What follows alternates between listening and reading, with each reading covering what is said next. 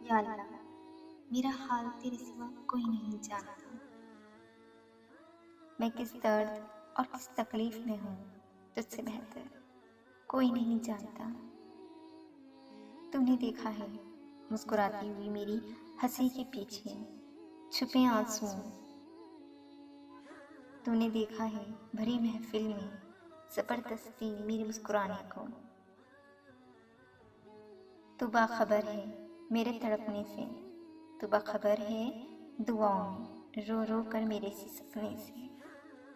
تو جانتا ہے کس اذیت میں ہوں میں، تو جانتا ہے بے قصور ہوں میں۔ تو کہتا ہے کن فیکون اور حالات ہو جاتے ہیں پرسکون۔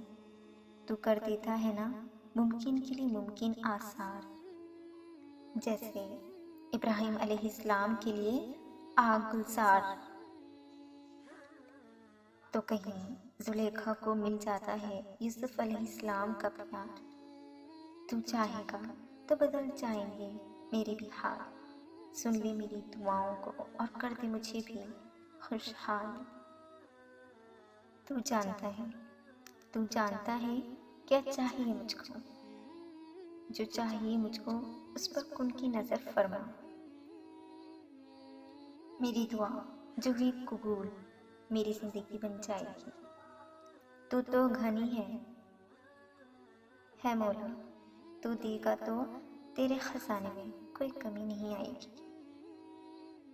عطا کر دے مولا کہ بڑی دیر ہوئی، صبر کرتے کرتے اب ایک عمر ہوئی۔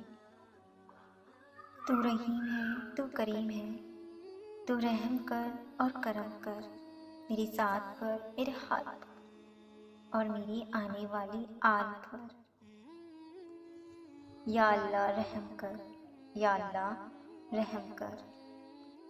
اللہ نے اگر دل دعاؤں کی جانب موڑا ہے تو کچھ تو ہے جو اسے بدلنے کا سوچا ہے۔